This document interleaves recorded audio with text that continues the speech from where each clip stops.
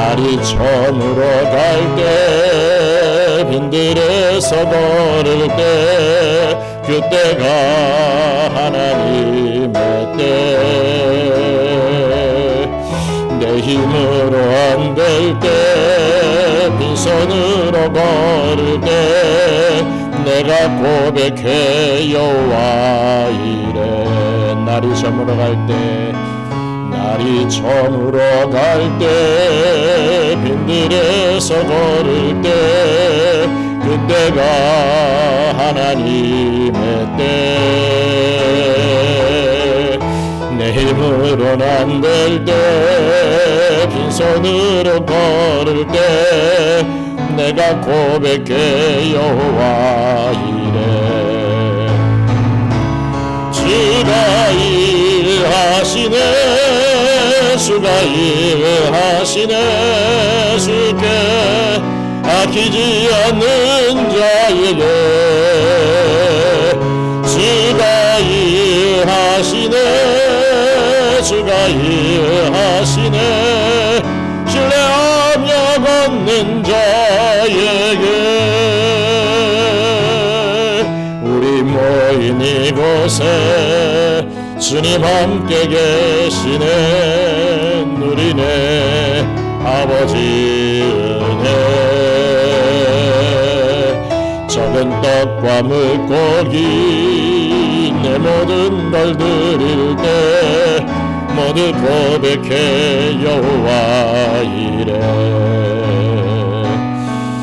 우리 모인 이곳에 주님 함께 계시네 누리네 아버지 은혜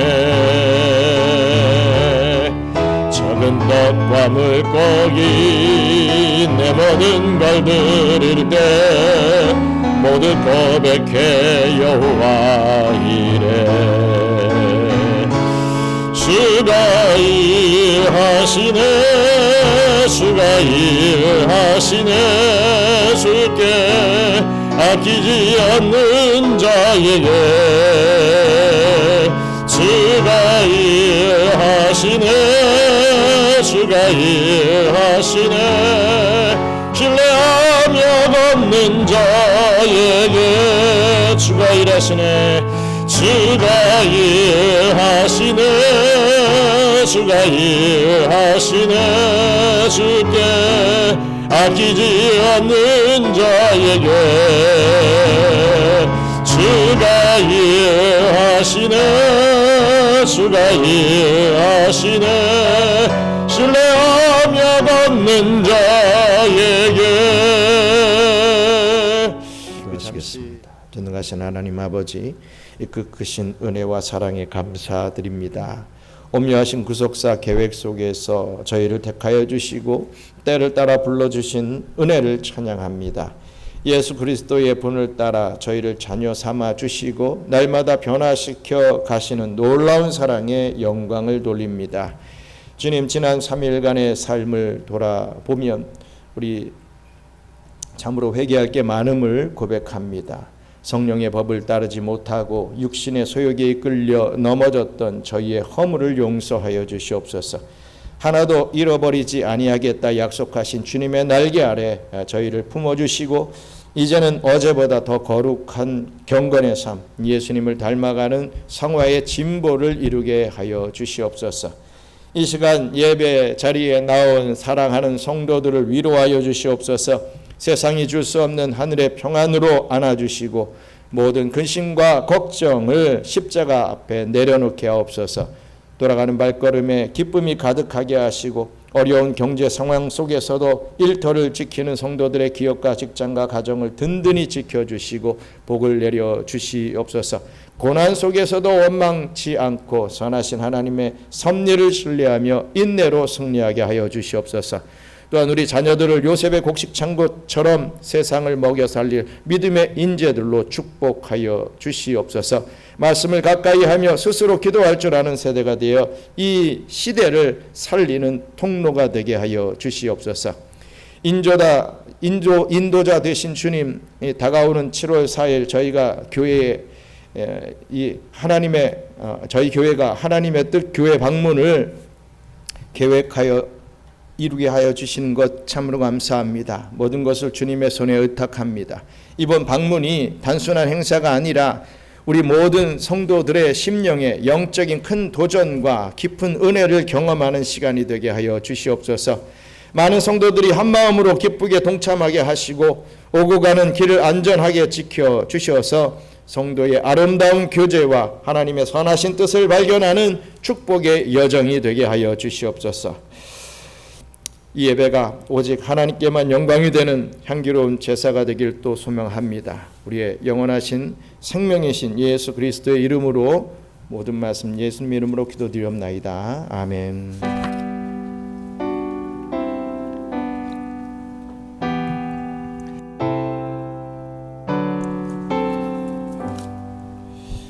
하나님의 말씀 고린도후서 12장 7절로 10절 말씀, 고린도후서 12장 7절로 10절 말씀 우리 함께 읽겠습니다.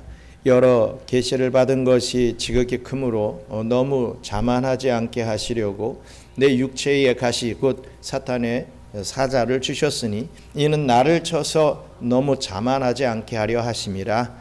이것이 내게서 떠나가게 하기 위하여 내가 3번 주께 간구하였더니 나에게 이르시기를 내 은혜가 내게 족하도다. 이는 내 능력이 약한 데서 온전하여짐이라 하신지라. 그러므로 도리어 크게 기뻐함으로 나의 여러 약한 것들에 대하여 자랑하리니 이는 그리스도의 능력이 내게 머물게 하려 함이라.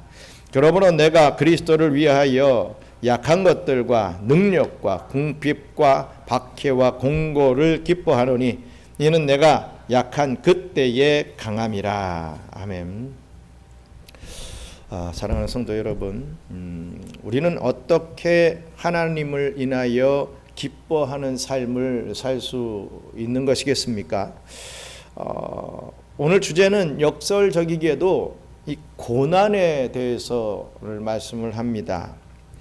오늘 말씀을 통해서 이 고난이라고 하는 짙은 안개 속에서 어떻게 참된 기쁨의 은혜를 발견할 수 있을지를 함께 상고해 보기를 원합니다.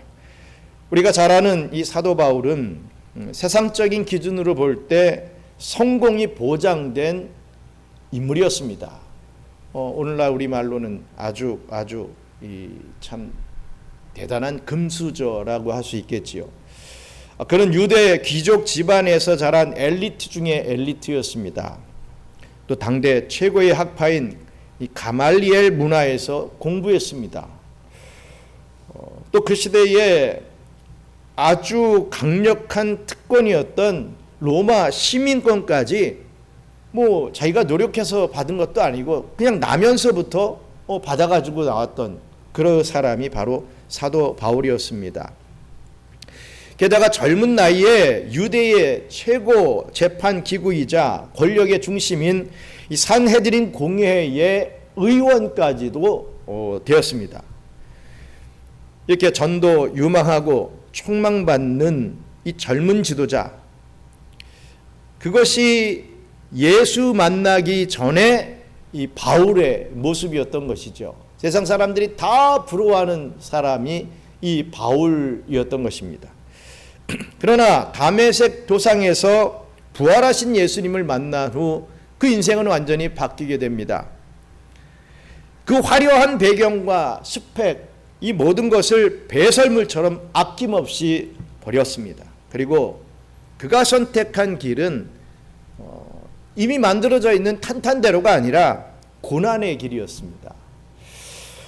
동족인 유대인들에게 멸시를 받게 되고 어제의 동료였던 이 산헤들렌 이 공회는 이 바울을 죽이려고 추격까지 가는 그러한 참으로 어려운 상황까지 겪게 됐죠. 선교지에서 그가 겪은 고충은 정말이지 말로 다 할 수 없습니다. 매를 맞고 또 배가 파손하여 표류하고 죽을 고비를 수없이 많이 넘기게 됩니다. 게다가 그에게는 치명적인 육체의 질병까지 있었죠. 성경은 이를 육체의 가시라고 했습니다. 학자들은 이것이 심각한 안질일 것이다, 눈병일 것이다 라고도 했고, 또 설교 도중 거품을 물고 쓰러질 수 있는 간질일 것이다, 뇌전증 같은 것일 것이다 라고 추측을 합니다. 생각해 보십시오. 복음을 전하는 사도에게 이런 질병은 너무나 큰 고통이자 걸림돌 아니었겠습니까?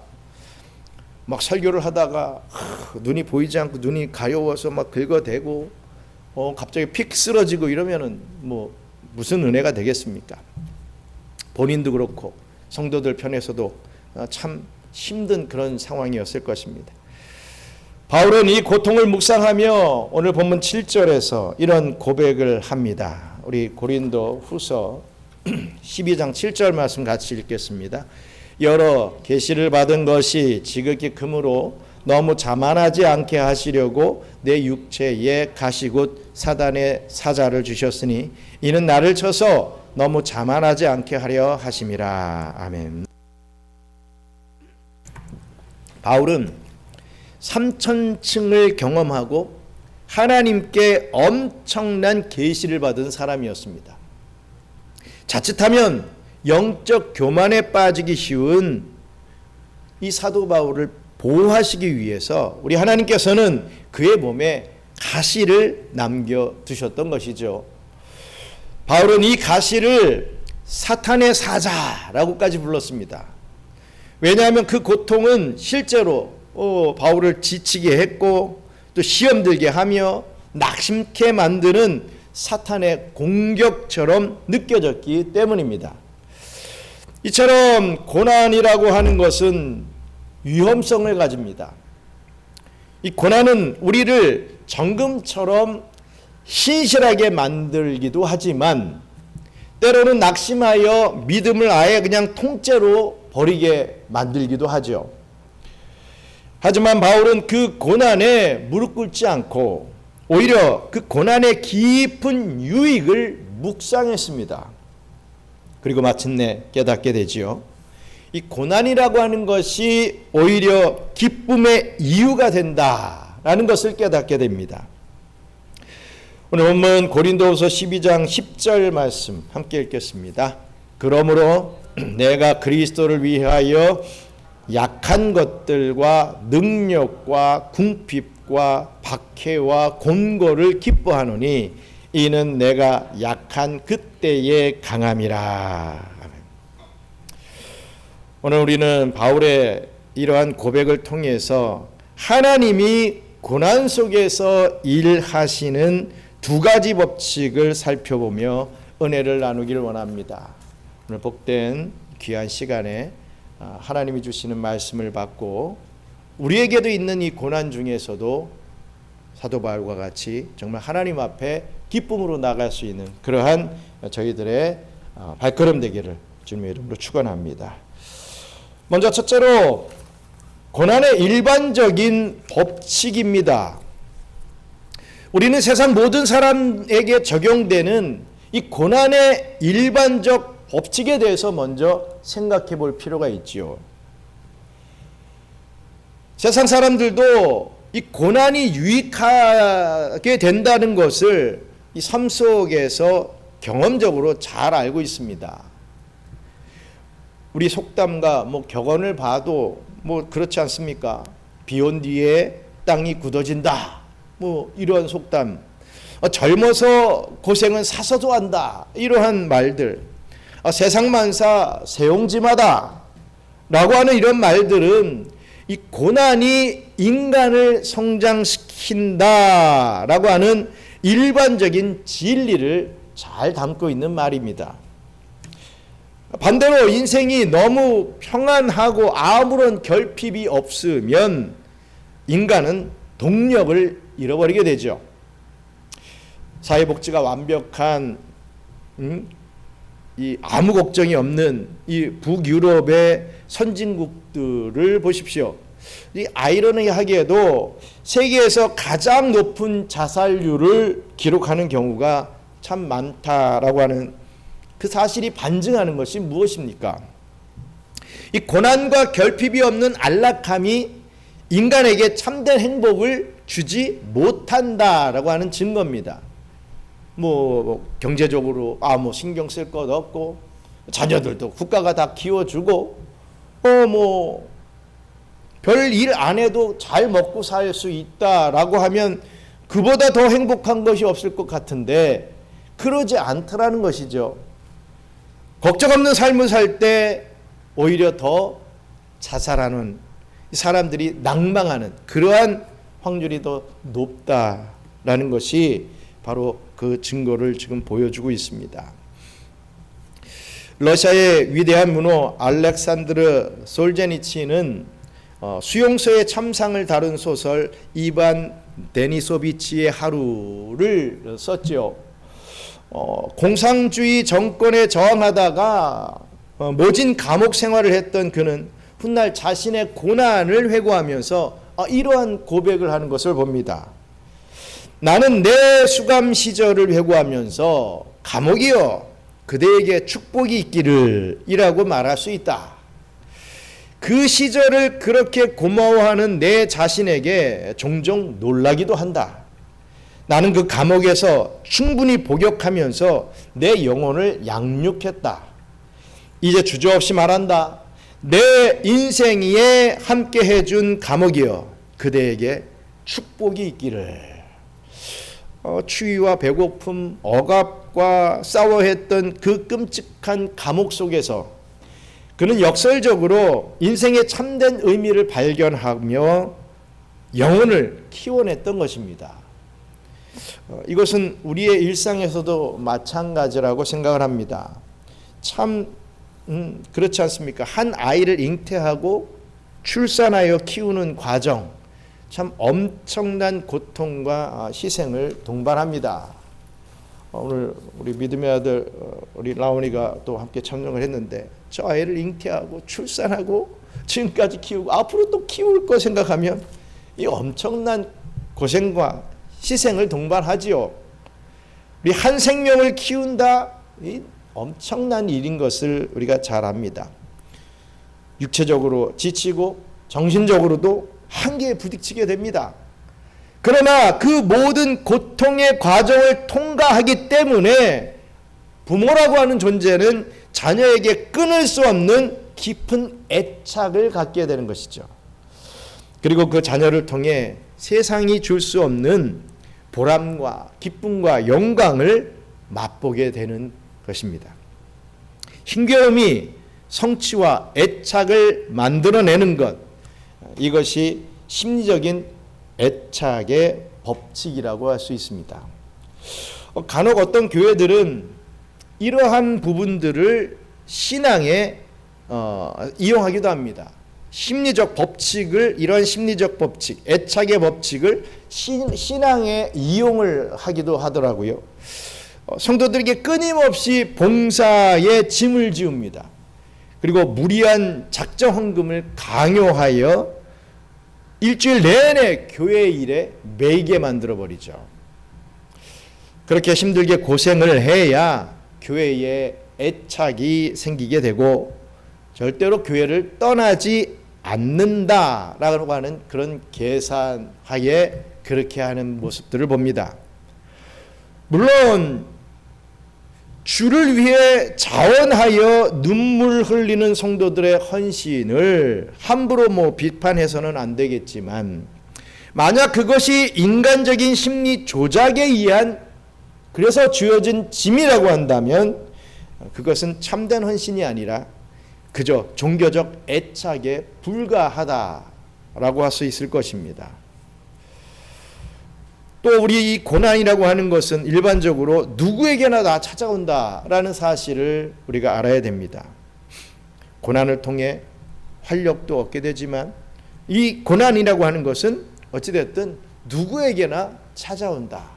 믿지 않는 자나 믿는 자나 똑같이 고난을 당하게 된다. 맞이하게 된다라고 하는 것을 우리는 이 고난의 일반적인 법칙으로 깨닫게 됩니다. 불교에서는 인생을 고해라고 보통 얘기를 하죠. 무슨 얘기입니까? 즉 고통의 바다라고 라고 인생을 정의합니다. 왜입니까? 살아가면서 끊임없이 고통이 찾아오기 때문에 고해라고 합니다. 뭐 파도가 한 번 왔다가 끝나는 게 아니잖아요. 계속 왔다 갔다 하지요. 그렇습니다. 이 고통이라고 하는 것은 예수 믿는 그리스도인에게만 찾아오는 특권이 아닙니다. 이 땅을 살아가는 모든 인류에게 찾아오는 보편적인 현상이다 라고 정의 내릴 수 있을 것입니다. 왜 그렇습니까? 고통은 근본적으로 죄의 결과로 인해 맞게 되는 것이기 때문이죠. 아담과 하와가 하나님을 거역하고 죄를 범한 이후 인간의 삶에는 결핍과 질병, 갈등과 죽음이라고 하는 고통의 가시가 돋아났습니다. 모든 사람이 죄인이기 때문에 세상 모든 사람에게는 각자의 고통의 무게가 있다는 거죠. 그러나 성도 여러분, 오늘 우리가 주목해야 할 것은요, 모든 사람이 다 겪는 그런 일반적인 고난이 아닙니다. 우리는 이 고난을 명확히 구분할 줄 알아야 됩니다. 바울이 오늘 본문에서 기뻐한다고 고백한 이 고난은요, 내가 잘못해서 당하는 고난이나 뭐 인생을 살아보니 어쩌다 걸려든 그런 자연적인 고난에 대해서 얘기하고 있는 것이 아닙니다. 바울의 고백을 다시 한번 우리가 잘 한번 묵상해 봐야 됩니다. 내가 그리스도를 위하여 약한 것들과 능력과 궁핍과 박해를 기뻐한다 라고 분명히 말하고 있습니다. 그냥 약한 것들과 능력과 결핍과 박해 그 자체를 기뻐하는 게 아니라 그리스도를 위하여 기뻐한다 분명히 밝히고 있죠. 즉 예수 그리스도를 믿기 때문에, 그리고 주님이 주신 그 사명을 감당하기 위해서 자청한 고난이다 라고 말하고 있습니다. 오늘날 많은 그리스도인들의 이 눈물과 이 고난은 그저 세상 사람들과 똑같이 먹고 사는 문제, 내 욕심 때문에 겪는 그런 문제 정도로 머물러 있기 쉽습니다. 그러나 주님이 오늘 우리에게 원하시는 이 고난은 차원이 다르죠. 그냥 먹고 사는 거, 뭐 어떤 뭐 질병, 뭐 어떤 뭐 내 욕심 때문에 겪는 이러한 고난과는 차원이 다르다는 것입니다. 우리 주님은 이렇게 말씀을 하셨습니다. 마태복음 5장 12절 같이 읽겠습니다. 나로 말미암아 너희를 욕하고 박해하고 거짓으로 너희를 거스러 모든 악한 말을 할 때에는 너희에게 복이 있나니 기뻐하고 즐거워하라. 하늘에서 너희의 상이 큼이라. 너희 전에 있던 선지자들도 이같이 박해하였느니라. 아멘. 예수님 역시 어쩌다가 불행하게 십자가를 지신 것 절대로 아니죠. 우리 주님은 요한복음 10장 18절에서 이를 내게서 빼앗는 자가 있는 것이 아니라 내가 스스로 버리노라 라고 말씀했습니다. 주님은 우리를 위해 고난의 길을 스스로 선택했다라고 하는 말입니다.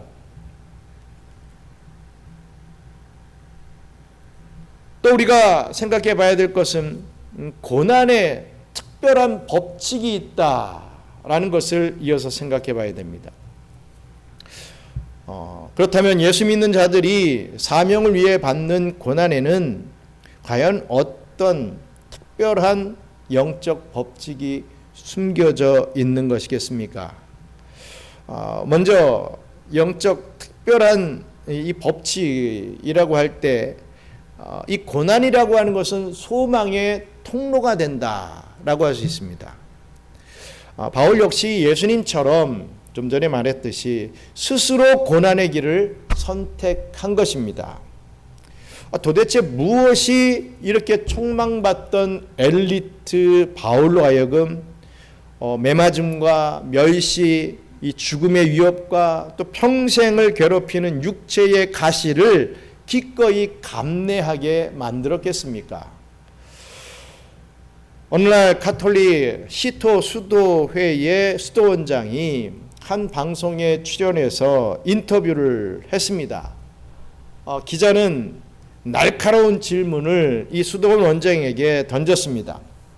신부님, 만약 삶의 마지막 순간에 하나님이 없다라고 하는 것, 즉 무신론이 옳았다라는 것을 깨닫게 되신다면 어떻게 하시겠습니까? 지금까지 평생을 바쳐 하신 그 고행과 침묵이 다 헛수고였다라고 결론이 난다면 어떻게 하시겠습니까? 이런 질문을 했습니다. 그때 수도원장은 아주 멋진 이 세상적인 대답을 남겼죠. 사후에 보상이 없더라도, 내가 한 이 고행과 침묵 뭐 이런 거에 대한 보상이 없더라도 이 거룩과 침묵과 이 희생은 그 자체로만도 아름다운 것입니다. 저는 변함없이 제 생명을 그렇게 고결하게 사용할 것입니다. 세상 사람들이 볼 때, 야, 이 사람 참 대단하다, 이렇게 여길 만한 답을 했습니다. 그렇습니다. 이 대답은 언뜻 들으면 매우 고상하고 참으로 철학적인 것 같이 보입니다. 그러나 사도 바울은 완전히 다른 대답을 하는 것을 우리가 보게 되죠. 이 고린도전서 15장 19절에 바울은 단호하게 외치고 있습니다. 같이 읽겠습니다. 만일 그리스도 안에서 우리가 바라는 것이 다만 이 세상에 살 뿐이면 모든 사람 가운데 우리가 더욱 불쌍한 자이리라. 아멘. 자, 생각해 보십시오. 수도원장의 말은 하나님이 없어도 고난을 견디는 삶 자체가 고상하고 유익하다 라고 하는 이 고난의 일반론적 입장입니다. 세상 도덕가들도 다 공감할 수 있는 그런 내용이겠지요. 하지만 바울은 달랐다는 것입니다. 만약 부활이 없다면, 내세의 소망이 없다면 우리가 그리스도를 위해 당하는 이 모든 고난은 세상에서 가장 미련하고 불쌍한 짓이다, 이렇게 외쳤다는 것입니다. 바울에게 부활과 이 천국의 소망은 절대적이었습니다. 바울이 고난을 기뻐할 수 있었던 유일한 이유는 이 고난이 결국 썩지 않을 영원한 하늘의 소망을 완성하는 통로임을 믿었기 때문이었습니다. 우리 로마서 5장 3절로 4절 말씀도 함께 또 읽겠습니다. 다만 이뿐 아니라 우리가 환난 중에도 즐거워하나니 이는 환난은 인내를, 인내는 연단을, 연단은 소망을 이루는 줄 알미로다. 아멘. 우리가 겪는 그리스도를 위한 환난은 결국 우리를 단단하게 연단하여 마침내 흔들리지 않는 영원한 소망으로 이끌어 가신다는 말씀이죠. 우리의 고난은 우리의 부활과 저 천국을 소망하는 통로로서 사용된다라고 사도 바울은 분명하게 밝히고 있습니다. 고난 자체가 중요한 게 아니라, 고난 자체가 아름답고 뭐 거룩하고 이런 것이 아니라 그 고난을 통해서 우리를 부활과 이 천국의 소망으로 이끌어가는 그 통로가 된다. 어떻게 보면 이 고난이라고 하는 것은 축복의 통로다, 이렇게 정의 내릴 수 있을 것입니다. 또 두 번째 특별한 법칙은 우리의 고난이 그리스도의 손과 발이 된다라고 하는 것입니다. 사도 바울은 또 이런 고백을 하지요. 골로새서 1장 24절 함께 있습니다. 나는 이제 너희를 위하여 받는 괴로움을 기뻐하고 그리스도의 남은 고난을 그의 몸된 교회를 위하여 내 육체에 채우노라. 아멘. 바울은 교회를 위해 괴로움을 받는 것을 기뻐하며 그리스도의 남은 고난을 자기 육체에 채운다라고 했습니다. 이 말씀은 오해하기가 쉽죠. 그렇다면 예수님이 십자가에서 당하신 그 고난이 부족하다 이런 뜻이겠습니까? 그 영광스러운 구원의 능력에 우리가 무언가를 더 보태야 되나? 예수님이 당하신 그 고난에 우리의 어떤 고난도 또 보태야 되는 것인가? 그래야만 하는 것인가? 이런 오해를 하기가 쉽습니다. 근데 절대로 아니죠. 예수님은 십자가 위에서 다 이루었다라고 선언했습니다.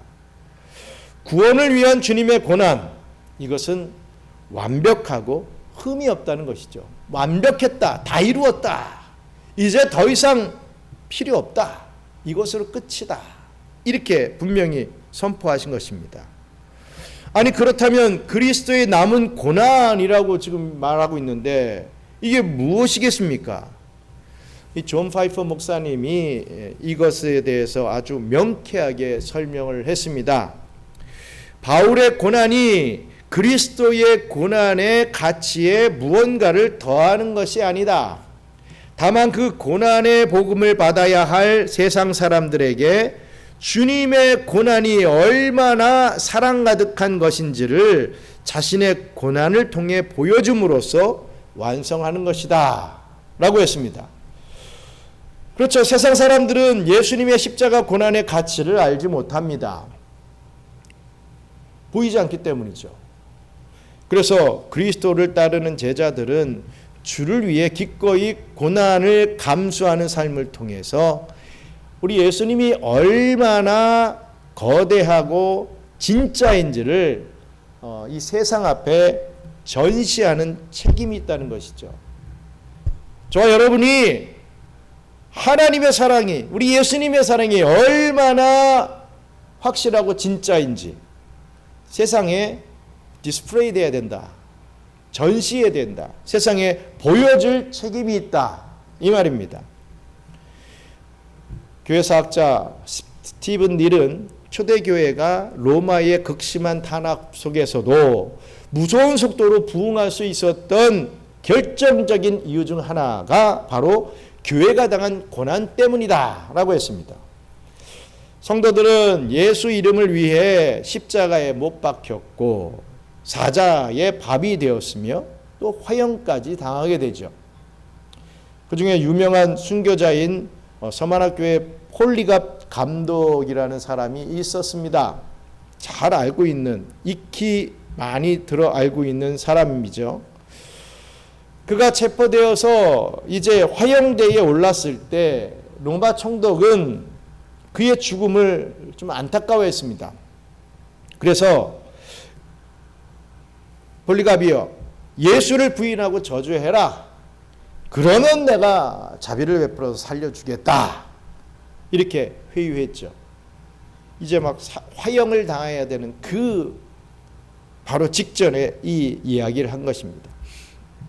그때 폴리카프는 역사에 남을 아주 유명한 고백을 했습니다. 내가 86년 동안 그분을 섬겼으나 그분은 한 번도 나를 부당하게 대하신 적이 없으셨소. 그런데 내가 어찌 나를 구원하신 나의 왕을 저주할 수 있겠습니까? 라고 하는 말을 남겼다고 합니다. 당시 폴리갑을 체포했던 군사들과 이 백성들의 목격담이 기록으로 남아있는 것을 보죠. 어떤 기록이었냐면 모든 이들이 폴리갑의 나이와 한결같은 의연한 태도를 보고 경악했다. 폴리갑은 늦은 시간 자기를 잡으러 온 군사들에게 오히려 먹을 것과 마실 것을 넉넉히 대접하라고 했고 마지막으로 기도할 시간을 좀 달라고 청했다. 그를 잡으러 온 자들조차 그의 거룩한 모습을 보고 놀라 이토록 훌륭한 노인을 잡으러 온 것이 얼마나 후회스러운지를 느끼게 되었다. 그 자리에 있던 모든 무리는 불신자와 또 하나님께 선택받은 자의 삶이 얼마나 크게 다른지 눈으로 똑똑히 보고 놀라움을 금치 못했다라고 하는 기록이 남아있다고 합니다. 성도 여러분, 그렇습니다. 이것이 바로 그리스도인의 승리라고 하는 것입니다. 내 서슬퍼런 핏대를 세워서 세상을 막 이기려고 막 싸우고 욕하고 폭력을 내세우고 그런 것이 아니라, 우리 뭐 예전에 많이 봤잖아요. 어떤 교회와 단체에서 나와서 막 폭력을 행사하고 막 건물 때려 부수고 뭐 검찰청을 뭐 찾아가고 막 이런 모습들 봤잖아요. 그래서 건물을 때려 부수고 뭐 그게 책임자 하나 폭력을 좀 가해가지고 때려주면 그게 진정한 승리입니까? 아니죠. 진정한 그리스도인의 승리는 기꺼이 주를 위해 손해를 보고 기꺼이 멸시당하며 미소 지으며 순교의 자리에 서는 그 고난을 통해 이 세상은 예수가 진짜 살아계심을 보게 되는 것입니다. 이것이 바로 그리스도의 남은 고난을 우리 육체에 채우는 역사다라고 할 수 있을 것입니다. 또 마지막 세 번째 특별한 원칙은 고난의 자리에 그리스도의 강력한 능력이 임한다라는 사실이죠. 바울이 육체의 가시를 제거해 달라고 이 바울도요 3번이나 간절히 기도했다고 했습니다. 그런데 그때 하나님은 어떻게 했습니까? 조금만 기다려라, 내가 낫게 해줄게, 내가 반드시 낫게 해줄 거야, 이렇게 얘기했습니까? 하나님의 응답은 NO 이거였습니다. 안 돼, 안 고쳐줄 거야, 이대로 놔둘 거야, 이렇게 얘기한 거죠. 얼마나 실망감이 마음속에 박혔겠습니까? 우리 같아도 주님, 이러한 질병이 없어야 제가 주의 일을 이렇게 잘할 수 있지 않습니까? 주의 사명을 감당할 수 있지 않겠습니까? 이걸 좀 해결해 주세요. 그럼 하나님이 그래, 나를 위해서 그렇게 헌신한다고 하니 내가 치유해 주겠다, 이렇게 하는 것이 어떻게 보면 하나님 편에서도 좋고 당연한 것 같은데, 하나님은 그 엄청난 주의 일을 감당하는 이 사도 바울의 간절한 3번의 기도 앞에 NO 했다는 거죠. 그리고 대신 이렇게 말씀하셨습니다. 고린도후서 12장 9절 말씀 같이 읽겠습니다. 나에게 이르시기를 내 은혜가 내게 족하도다. 이는 내 능력이 약한 데서 온전하여짐이라 하신지라. 그러므로 도리어 크게 기뻐함으로 나의 여러 약한 것들에 대하여 자랑하리니 이는 그리스도의 능력이 내게 머물게 하려 함이라. 아멘. 그렇습니다. 하나님은 바울의 질병을 안 고쳐주셨어요. 왜냐하면 그 질병이라는 고난이 있어야만 바울이 자기 힘을 의지하지 않고 오직 그리스도의 능력만을 붙들기 때문이었습니다. 바울은 철저히 약해졌기에 철저히 주님만 의지할 수 있었습니다. 내 힘이 빠질 때, 바로 그때 비로소 그리스도의 전능하신 능력이 그 위에 왕노릇하며 머물기 시작한 것입니다. 바울은 도저히 아무것도 할 수 없는 육체적 한계 속에 있었지만 그를 덮는 그리스도의 능력 때문에 전 세계에 복음을 전파하는 기적이 일어날 수 있었던 것입니다. 그래서 바울은 고난 속에서 역설적으로 외치고 있지요. 내가 약한 바로 그때에 내가 가장 강함이라 라고 말입니다. 말씀을 맺겠습니다. 사랑하는 경영의 성도 여러분, 혹시 오늘 예수님을 잘 믿어보려고 애쓰는데도 찾아오는 어려움이 있습니까? 가정에서 또 직장에서 혹은 교회 안에서 이 사명을 감당하다가 겪게 되는 억울함과 능력과 결핍이 우리에게 혹시 있습니까? 그 고난 앞에서 원망하고 불평하고 낭망하여 주저앉아 버린다면 우리는 하나님이 주신 소중한 고난을 허무하게 그냥 낭비해 버리는 것입니다. 그렇습니다. 그 고난의 때는 내가 진정으로 강해질 수 있는 영적 기회임을 믿으시기 바랍니다. 문제가 찾아올 때 낙심 대신 무릎을 꿇어야 됩니다. 오늘 새벽의 말씀도 그렇지 않습니까? 많은 상황들이 있어요. 그런데 우리 하나님의 백성들이 해야 될 것은 간절히 부르짖는 것이다. 부르짖을 때 우리 하나님께서 우리를 인도해 주신다라고 하는 그 말씀을 우리가 기억하고 있지 않습니까? 그 어떤 문제가 찾아왔을 때 먼저 막 걱정하고 낙심하고 막 불안해하고 이거 어떡하지 하는 것이 아니라 먼저 무릎을 꿇어야 된다. 이게 해답이라는 것입니다. 하나님, 이 약한 이 자리에 그리스도의 능력이 머물게 하여 주시옵소서라고 무릎을 꿇고 기도할 수 있어야 됩니다. 내가 이 어려움을 믿음으로 잘 이겨내어 내 삶을 통해 살아계신 예수 그리스도를 이 세상에 멋지게 나타낼 수 있도록, 전시할 수 있도록, 보여줄 수 있도록 하여 주시옵소서라고 기도하시기 바랍니다. 인간이 존재하는 가장 고귀한 이 최고의 목적은 오직 하나, 하나님을 영화롭게 하는 것이죠. 존 파이퍼 목사님의 말처럼 우리가 하나님 한 분만으로 가장 최고로 만족할 때 하나님은 우리를 통해 가장 큰 영광을 받으십니다 라고 했더니 존 파이퍼 목사님의 말처럼, 그리고 우리가 하나님으로 인해 만족한다는 사실이 가장 강력하게 증명되는 자리는 이 모든 조건이 좋은 때가 아니라 바로 깊은 고난 속에서도 여전히 하나님을 찬양할 때임을 우리는 체험할 수 있어야 될 것입니다.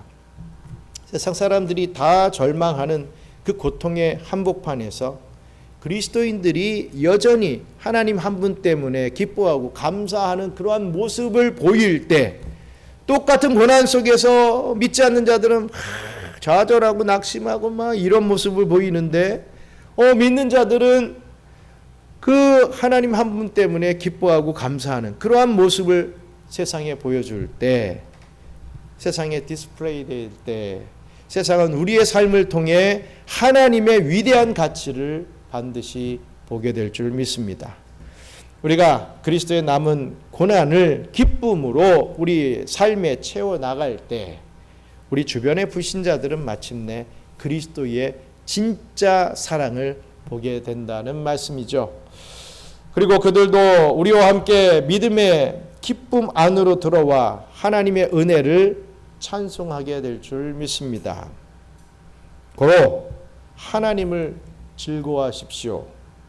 고난 중에도 나를 떠나지 않으시고 가장 강하게 역사하시는 그 좋으신 하나님을 끝까지 기뻐하며 승리하시는 우리 거룩한 저와 우리 경외의 성도님들 되시기를 주님의 이름으로 간절히 축원합니다. 우리 몇 가지 기도하고 마치겠습니다. 먼저 사명을 위한 고난을 피하지 않고 기뻐하게 하여 주시옵소서 기도하시기 바랍니다. 내 욕심이나 죄로 인한 고난이 아니라 그리스도의 복음을 위해 당하는 이 고난을 기꺼이 감당하는 참된 제자의 삶을 살 수 있게 해달라고 기도하시기 바랍니다. 또 둘째로 내 삶을 통해 그리스도의 사랑을 세상에 전시할 수 있게 해달라고 기도하시기 바랍니다. 영원한 부활의 소망을 품고 환난 중에도 인내하게 하시며 고난의 자리에서도 의연함과 감사를 잃지 않음으로써 그리스도의 남은 고난을 채우고 주님의 살아계심을 세상에 드러낼 수 있도록 은혜 베풀어 달라고 기도하시기 바랍니다. 또 끝으로 내가 약할 때 머무는 그리스도의 능력을 우리의 삶 속에서 경험할 수 있게 해달라고 기도하시기 바랍니다. 내 안에 육체의 가시와 연약함 앞에 낙심하거나 이 고난을 낭비하는 삶을 살지 않게 하시고 철저히 나를 낮추고 주님만 의지할 때 역사하시는 그리스도의 강력한 능력을 체험케 해달라고 오늘 이 시간 잠시 함께 기도하겠습니다. 전능하신 하나님 감사합니다. 사명을 위한 고난을 피하지 않고 기뻐할 수 있게 도와주시옵소서. 내 욕심이나 죄로 인한 고난이 아니라 예수 그리스도와 복음을 위하여 당하는 능력과 결핍과 공고를 기꺼이 감당하는 참된 제자의 삶을 살아갈 수 있도록 우리를 인도하여 주시옵소서. 또한 내 삶을 통해 그리스도의 사랑을 세상에 전시할 수 있도록 역사해 주시옵소서. 영원한 부활의 소망을 품고 환난 중에도 인내하게 하시며 고난의 자리에서도 의연함과 감사함을 잃지 않음으로써 그리스도의 남은 고난을 채우고 주님의 살아계심을 세상에 드러낼 수 있도록 축복해 주시옵소서. 내가 약할 때 머무는 그리스도의 능력을 경험하는 삶을 살게 하여 주시옵소서. 내 안에 육체의 가시와 연약함 앞에 낙심하거나 고난을 낭비하지 않게 하시고 철저히 나를 낮추고 주만 의지할 때 역사하시는 그리스도의 강력한 능력을 경험하여 약할 때 곧 강함을 고백하는 승리의 삶을 살게 하여 주시옵소서. 사랑과 은혜가 풍성하신 하나님 아버지, 오늘 사도 바울의 고백을 통해서 고난 속에 감추어진 놀라운 영적 법칙과 기쁨의 비밀을 깨닫게 하시니 감사합니다. 우리가 인생의 거친 풍파와 육체의 가시를 만날 때 원망하거나 낭비하지 않게 하여 주시옵소서. 세상의 안락함에 안주하기보다 예수 그리스도와 몸된 교회를 위하여 받는 고난을 기쁨의 특권으로 여기는 성숙한 믿음을 허락하여 주시옵소서. 우리가 철저히 약해지는 바로 그 순간이 곧 그리스도의 능력이 우리를 덮는 가장 강한 때임을 믿습니다. 낙심의 자리에서 일어나 눈을 들어 부활의 주님을 바라보게 하시고 우리의 인내와 눈물을 통해 세상에 예수 그리스도의 살아계심을 멋지게 전시하는 삶을 살아갈 수 있도록 축복해 주시옵소서. 우리의 평생이 오직 하나님 한 분만으로 만족하며 그 이름을 영화롭게 하는 삶이 되기를 원합니다. 우리를 위해 이 고난의 길을 걸어가신 예수 그리스도의 이름으로 간절히 기도드리옵나이다. 아멘. 주기도문으로 마치겠습니다. 하늘에 계신 우리 아버지여, 이름이 거룩히 여김을 받으시오며 나라가 임하시오며 뜻이 하늘에서 이룬 것 같이 땅에서도 이루어지이다. 오늘 우리에게 일용할 양식을 주시옵고 우리가 우리에게 죄 지은 자를 사하여 준 것 같이 우리 죄를 사하여 주시옵고 우리를 시험에 들게 하지 마시옵고 다만 악에서 구하옵소서. 나라와 권세와 영광이 아버지께 영원히 있사옵나이다. 아멘.